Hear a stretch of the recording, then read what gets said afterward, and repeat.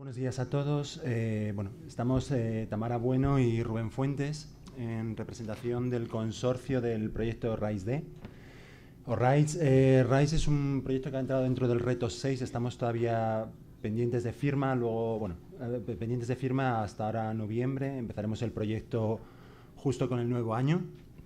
Y esencialmente este es un proyecto que, como su título indica, pretende reformular las estrategias de atención e inclusión a los migrantes, haciendo especial hincapié en los grupos de especial vulnerabilidad por cuestiones pues, de género, edad, discapacidad, etcétera, dentro de lo que son las migraciones forzosas.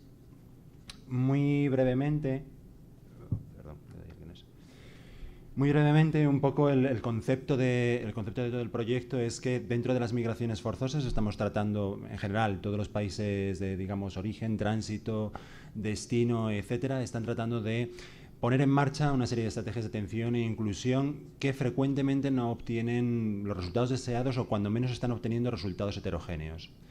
Un poco fruto de la investigación previa del equipo participante, lo que nos dimos cuenta es que parte del problema venía a ser que se trata en general a poblaciones que son muy heterogéneas, se les suele dar así un tratamiento bastante homogéneo. Y digamos un poco la hipótesis que pretendemos explorar con el proyecto y validar es que precisamente, digamos, gestionando esas estrategias de atención e inclusión de una manera mucho más particularizada a las necesidades de los diferentes grupos que aparecen dentro de estas poblaciones, se pueden obtener mejores resultados. Con lo cual, bueno, esa es la hipótesis que pretende un poco validar nuestro proyecto. Digamos que nosotros cuando empezamos el proyecto o cuando nos empezamos a plantear la escritura de la proposal, nos pasó un poco, es exactamente igual que va a pasar ahora con vistas al 2019, había varias call abiertas dentro del reto 6, digamos que tenían diferentes... había diferentes temáticas dentro de las cuales podía entrar nuestra idea de proyecto, pero digamos había variantes en cuanto a la orientación del proyecto. Pues por ejemplo, en nuestro caso estuvimos discutiendo si dada la formación un poco o la composición del equipo coordinador que veréis después, estuvimos discutiendo si ir un poco más por lo que sería una orientación más propia de ciencias sociales o una orientación más de, digamos, tecnologías, o si irnos más sobre la parte RIA o sobre la parte IA. Digamos que fruto un poco de la experiencia previa del grueso del equipo coordinador y digamos pues la composición del equipo, digamos, coordinador, finalmente nuestra elección fue el call de migración del 8 de 2018, ¿de acuerdo? Que bueno, podéis ver ahí un resumen de lo que eran los datos, digamos, de ese call. Se publicó en octubre, al igual un poco que los de este año, más o menos abrió a principios de noviembre y la fecha, un poco el deadline de entrega de la proposal era a principios de marzo, ¿de acuerdo? Con lo cual es prácticamente los mismos tiempos que tenemos ahora. Al igual que hemos estado comentando o que han estado comentando antes, pues bueno, un poco la descripción de lo que era el call era exactamente igual que las que habéis manejado hasta ahora, pues bueno, una serie de objetivos, impacto esperado, ámbito, etcétera. De hecho, el de este año es bastante parecido en cuanto a su descripción respecto al call que nosotros manejamos en su momento.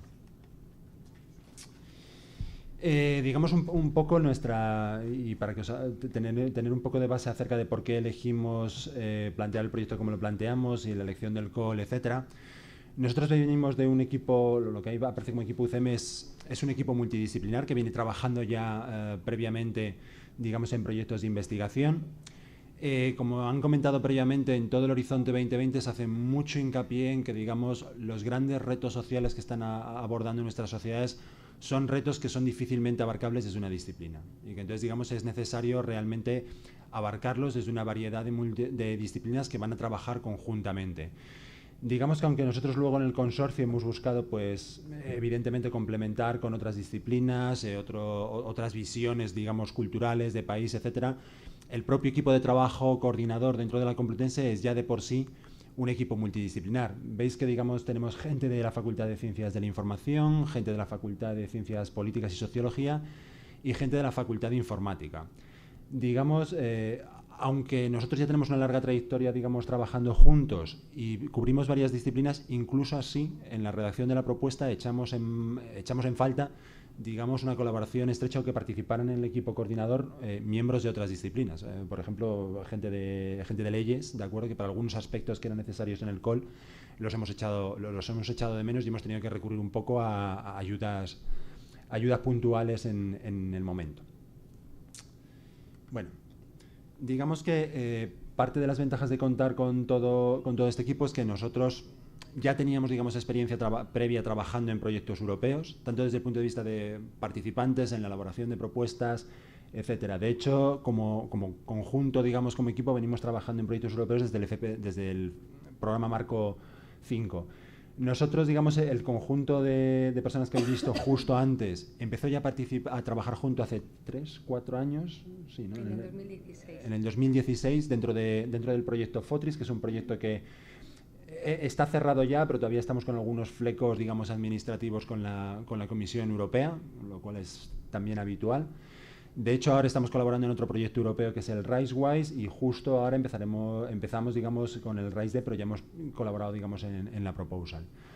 Digamos que también toda esta colaboración trae también una digamos, experiencia previa no solo en proyectos, sino también, pues, bueno, a nivel de activismo, de colaboración con otros contactos que son necesarios para la elaboración del proyecto, pues organizaciones no gubernamentales, institutos de investigación, activistas, etcétera. Y digamos que en nuestro caso también tenemos algo de lo que nos han comentado anteriormente, tenemos cierta experiencia en revisar, digamos, no solo, digamos, presentando propuestas, sino también revisando, digamos, otras propuestas, lo cual te da, digamos, un poco ese bagaje de qué me están puntuando bien, qué me están puntuando mal, dónde tengo que hacer mayor hincapié, dónde podría hacer menor hincapié, etcétera. Aún así, todo esto tened en cuenta que es también un poco un proceso casi de prueba y error. Digamos, hay que pegarse con el problema para adquirir la experiencia necesaria como para que te salga bien posteriormente.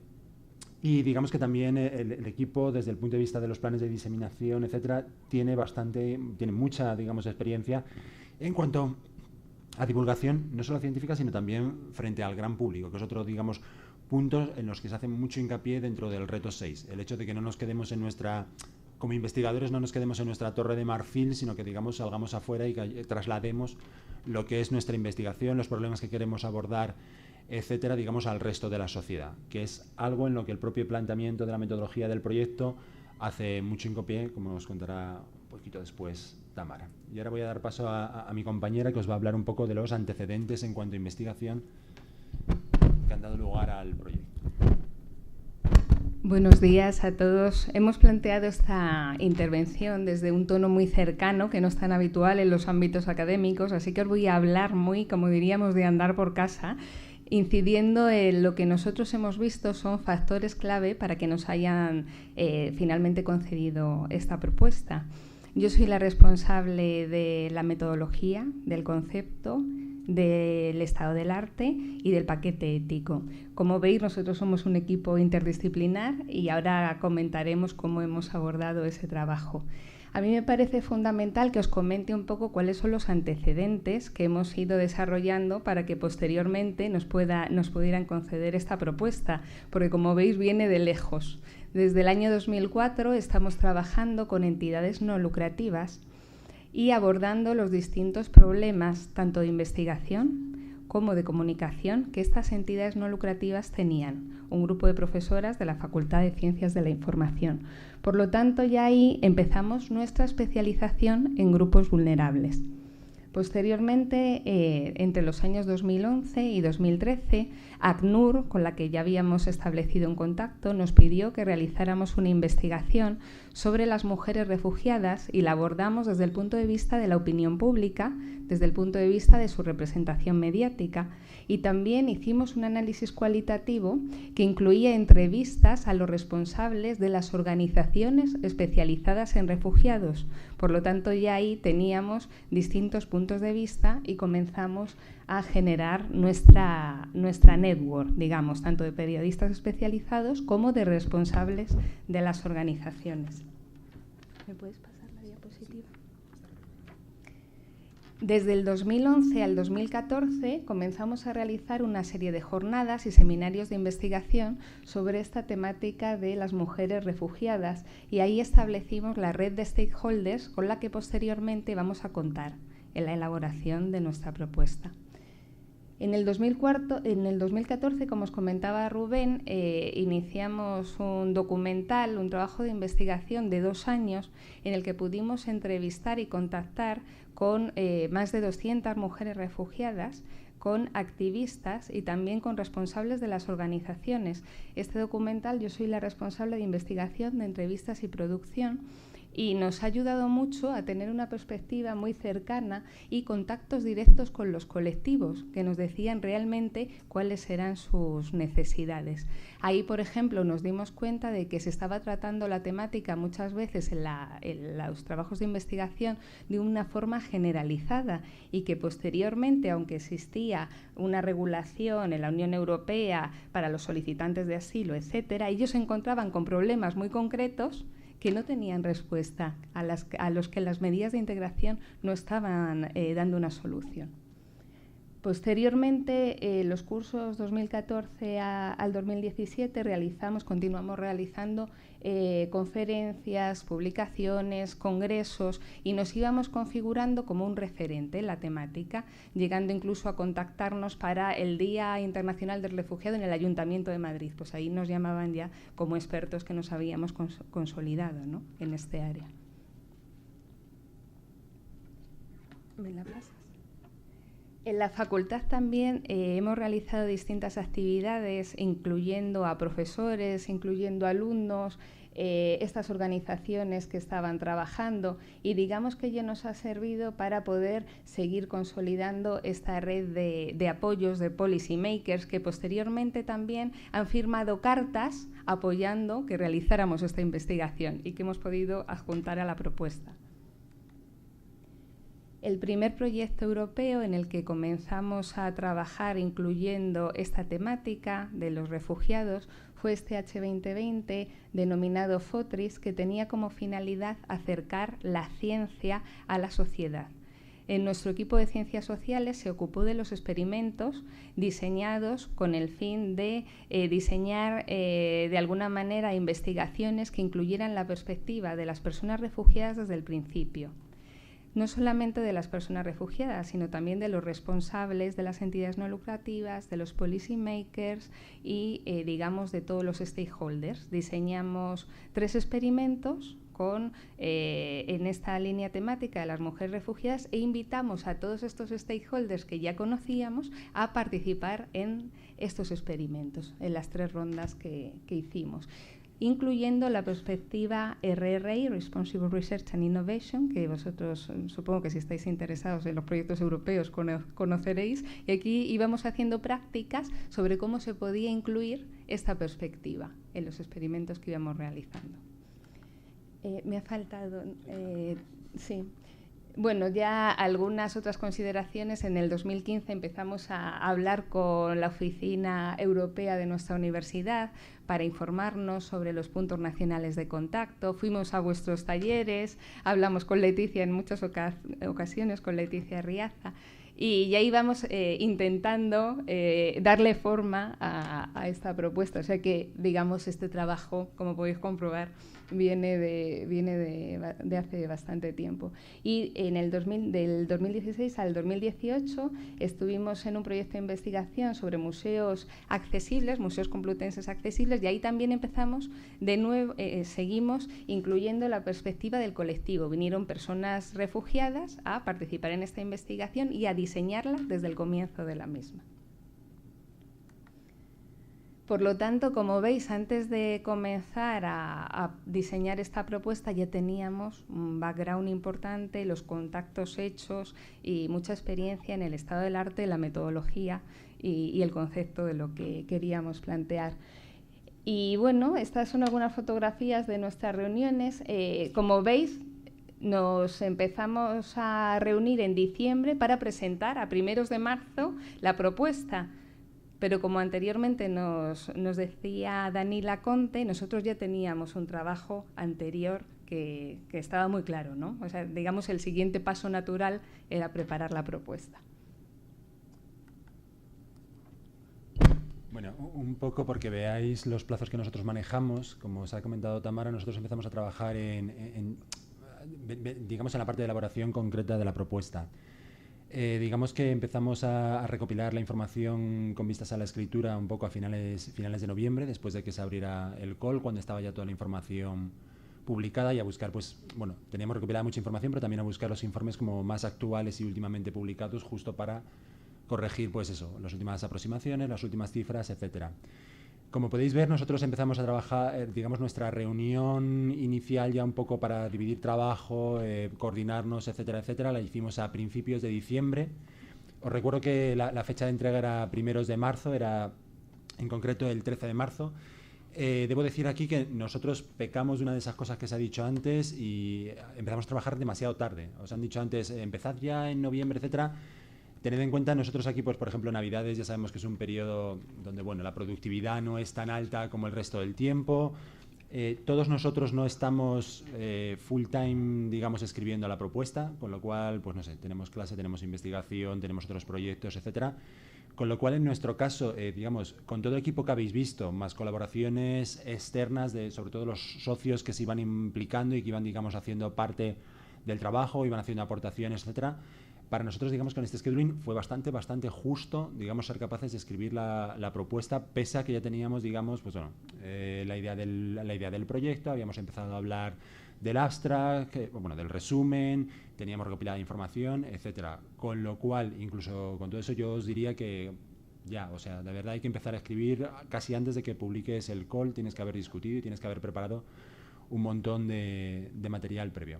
Solo por marcaros, digamos, algunos hitos, nosotros, por supuesto, nos dividimos todo el trabajo, estuvimos realizando, digamos, labores de integración. Una de las cosas que nos han señalado anteriormente es que, digamos, la propuesta tiene que ser coherente, ¿de acuerdo? Vamos a tener expertos en las distintas partes, pues yo qué sé, en la parte de la visión, de la metodología, de, no sé, el presupuesto, la planificación, etcétera, pero luego tiene que dar un todo coherente. Cuando el evaluador se lo lee completo, se lo lee de un tirón, etcétera. Y si, digamos, lo que tú has marcado como objetivo no está recogido en la metodología y a su vez no está recogido en el plan, pues aquello falla y bajas, ¿de acuerdo? Y recordad que solo el 10% más alto va a estar, digamos, en la parte financiada. Y también señalar, nosotros dejamos para bastante tarde lo que era el feedback de los revisores externos, ¿de acuerdo? Ya veis que el primer revisor tuvimos feedback el 21 de febrero y en nuestro caso debo deciros que fue un problema de planificación, y si lo repitiéramos ahora intentaríamos adelantarlo bastante para poderlo corregir. Y bueno, ahora Tamara va a continuar con la parte un poco más metodológica. Sí, bueno, tampoco quiero daros demasiados detalles sobre el proyecto, solamente en este caso del concepto incidir en que el planteamiento me parece que ha resultado interesante porque integraba muchas cosas y desde el principio planteaba la sostenibilidad de la propuesta.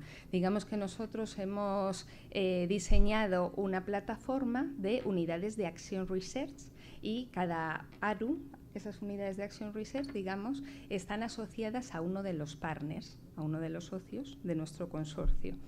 Y desde el principio hemos planteado que esas ARUs fueran posteriormente observatorios permanentes y que en cada una de las ARUs participaran todos los stakeholders para poder recabar toda la información de las personas desplazadas, refugiadas, que vamos a ir recogiendo de los campos de refugiados para poder diseñar esas medidas de integración y para poder integrar, digamos, todas las actividades de innovación, responsabilidad, transferencia del conocimiento que contempla este proyecto. En cuanto a la metodología, tampoco vamos a incidir en este aspecto, puesto que no es de presentación de nuestro proyecto, sino de presentación de la propuesta. Sí que os diré que cuando me planteaba la metodología, como nos estaba diciendo anteriormente Daniela Conte, pensaba que teníamos que conocer muy bien el estado del arte, que después de tantos años trabajando en él conocíamos digamos, hasta qué punto se había avanzado y desde dónde nosotros teníamos que partir, y también que la metodología fuera innovadora, que aportara algo nuevo. Entonces es por eso que diseñamos esta triangulación metodológica de Action Research, de RRI y de modelos socioecológicos, porque nos permite abordar desde distintos puntos de vista una problemática que es bastante compleja como fenómeno, ¿no? En cuanto a los ethical issues, creo que ha sido muy importante en este caso el trabajo que hemos tenido muy cercano con los colectivos después de tanto tiempo, ¿no? Porque ahí hemos podido ver la gravedad que tiene que tú puedes revelar los datos personales de una persona refugiada. Cuando nosotros hemos hecho esas investigaciones hemos visto que esto se hacía y que luego tenía unas consecuencias muy negativas en el colectivo. Realizando entrevistas con las mujeres refugiadas, hemos visto cómo ellas tienen muchas dificultades a la hora de contar su experiencia, las violencias que han sufrido a un entrevistador hombre. Y esto ha sido algo que hemos conocido durante nuestra práctica e investigación con ellas. Y ahí hemos añadido toda esta experiencia con el colectivo para cuidar muy bien todas estas cuestiones éticas, además de la guía que tenéis a disposición, una guía de unas 40 y pico páginas aproximadamente para cumplimentar muy bien todas las cuestiones éticas en vuestra propuesta, anonimización de los datos, informes consentidos antes de realizar las entrevistas, incidental findings, digamos, hallazgos que vosotros podéis encontrar mientras estáis haciendo la investigación y que tienen que estar previstos desde un principio.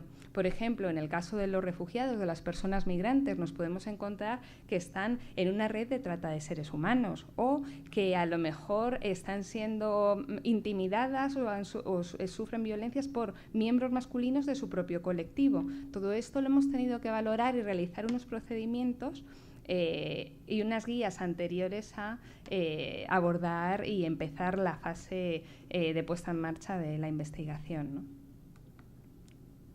En cuanto al consorcio, hemos elegido una de las rutas de los refugiados y hemos atendido con ello a que fueran países de acogida del Oriente Medio. Tenemos 2 participantes en este ámbito, son Líbano y Jordania.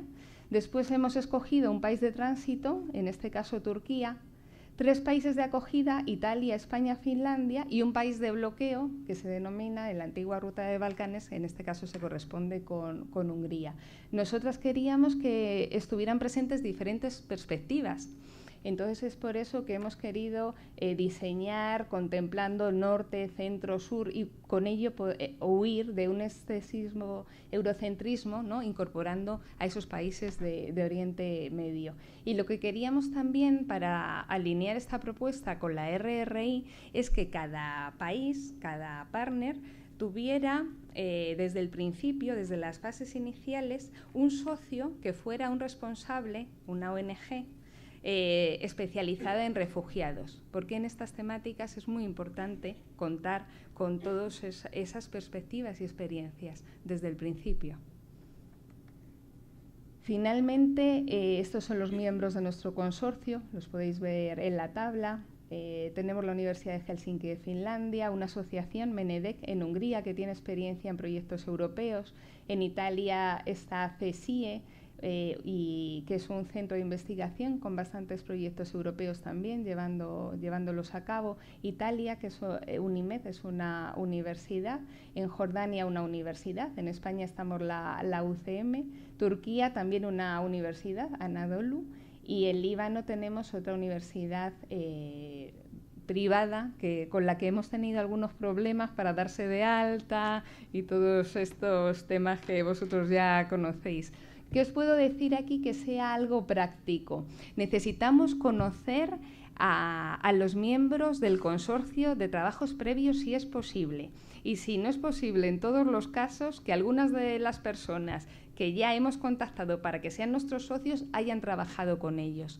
Porque si no vamos a tener respuesta de ellos en la fase de preparación, es un problema para nosotros. Y si la tenemos, pero luego no son fiables cuando estamos realizando el proyecto, es un problema grave para todos, que tiene unas vías de resolución marcadas en los proyectos H2020, pero que de momento ya nos va a dar muchos quebraderos de cabeza. Así que, desde nuestra experiencia, que les podamos conocer o que conozcamos a personas que hayan trabajado con ellos. En cuanto a las fortalezas y barreras encontradas, vamos a ver, yo creo que esto se entiende muy bien poniendo ejemplos. En el ámbito de la perspectiva de género, nosotros planteamos desde el principio que en los equipos de trabajo hubiera un equilibrio en la representación de género. ¿Qué vamos a hacer ahora? Tenemos un comité ético del proyecto, que va a ir revisando si eso se cumple en todos los países.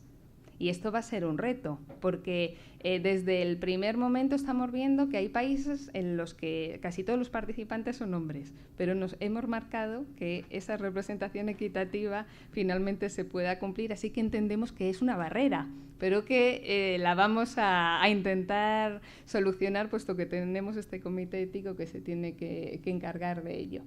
Dinámicas de trabajo colaborativas e igualitarias.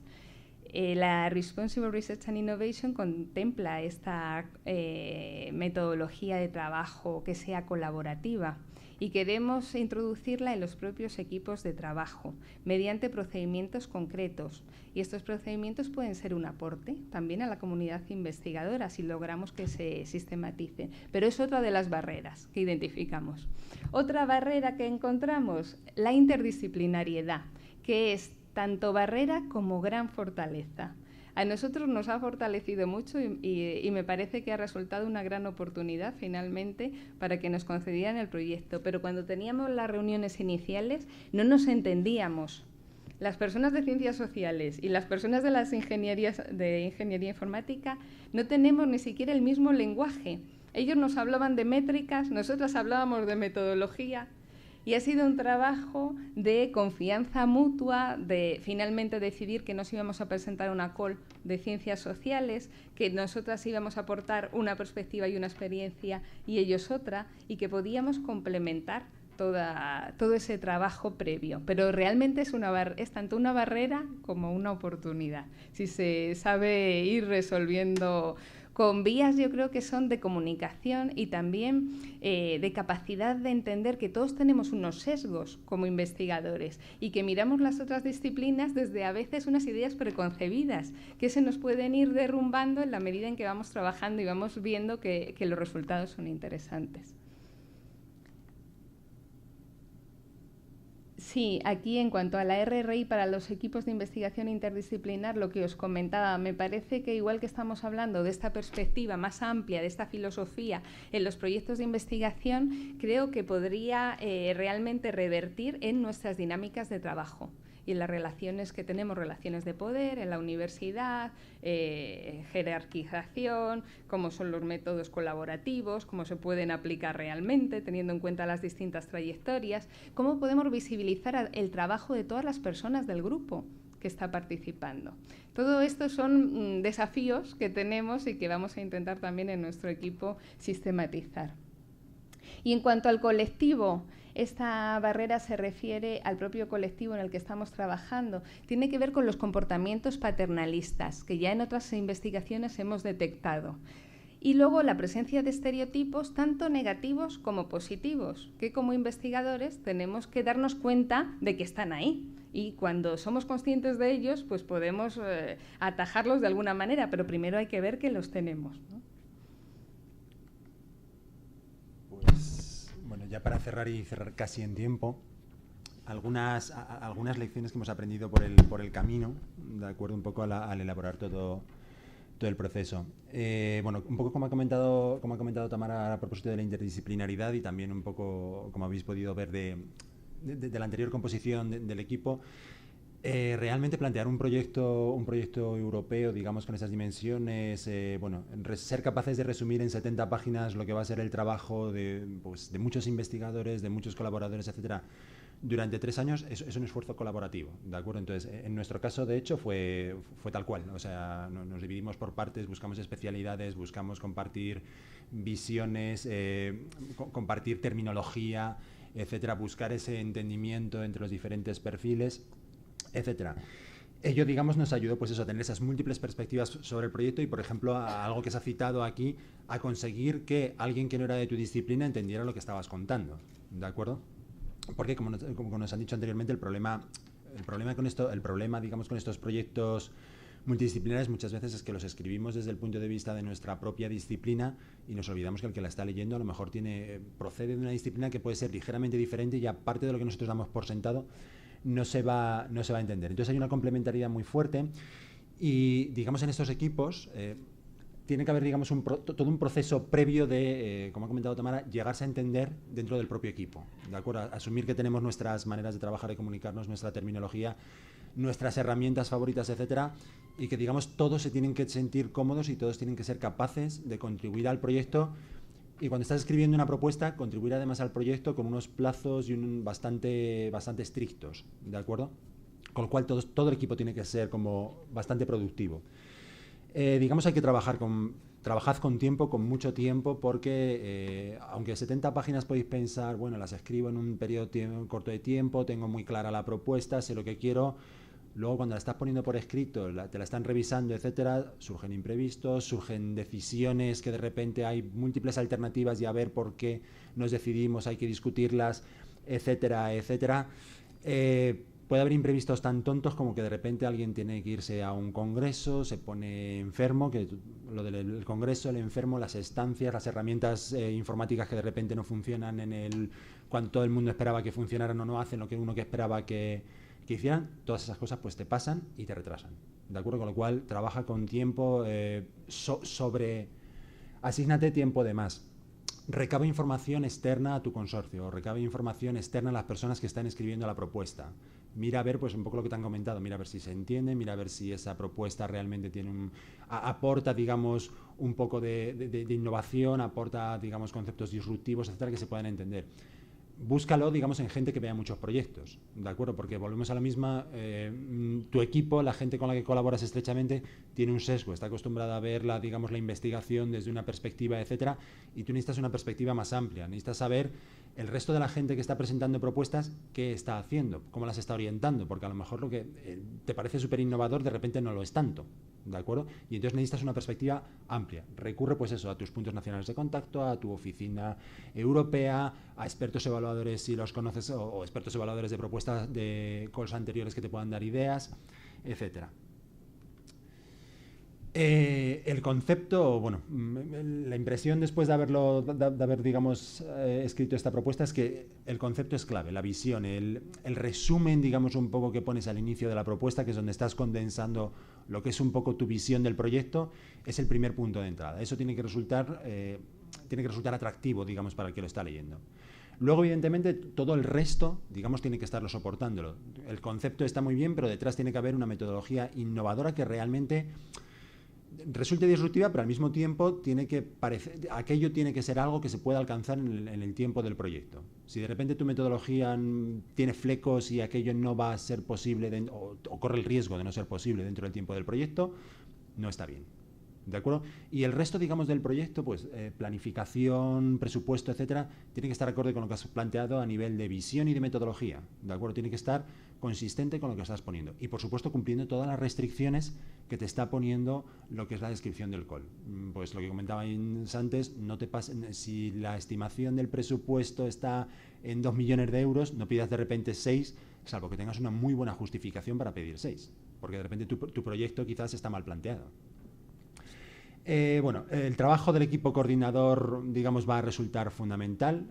Vas a tener, digamos, socios, los socios van a trabajar, pero siempre, digamos, hay diferentes niveles de compromiso, ¿de acuerdo? Entonces, hay socios que te van a proporcionar su información, van a contribuir a lo mejor con determinadas ideas, con determinadas revisiones, etcétera, pero al final, digamos, hay un montón de trabajo que hacer en la propuesta y entonces tiene que haber un equipo detrás comprometido para cumplir los plazos y para entregar, digamos, todo de una manera consistente y para estar preparado para enviar un montón de horas a la preparación de la propuesta, ¿de acuerdo? Si no, digamos, va a ser prácticamente imposible que 2, 3 personas se preparen la propuesta. Pues bueno, sí, pero no, en nuestro caso no ha sido lo habitual. Como ha comentado antes Tamara, es importante tener una red de contactos a priori, ¿de acuerdo? Gente con la que estás esperando trabajar, gente con la que ya tienes quizás experiencia previa o gente a la que conoces, que va a estar, digamos, atenta a las necesidades que puedan surgir durante la elaboración de la propuesta y con la cual luego vas a sentirte cómodo trabajando. Si no, digamos, pues a lo mejor tu propuesta se cae porque de repente algún socio no ha sido capaz de completar los pasos necesarios en el registro a tiempo para estar con la propuesta, ¿de acuerdo? No te ha proporcionado su información, etcétera.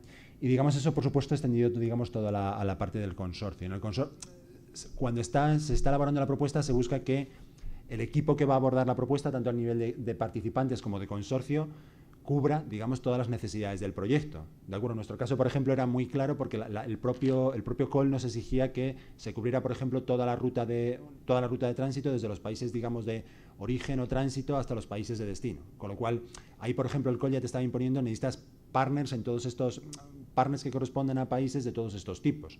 ¿De acuerdo? Pero en general, digamos, el consorcio tiene que ser complementario y tiene que, pues bueno, tener toda esta variedad de, digamos, países.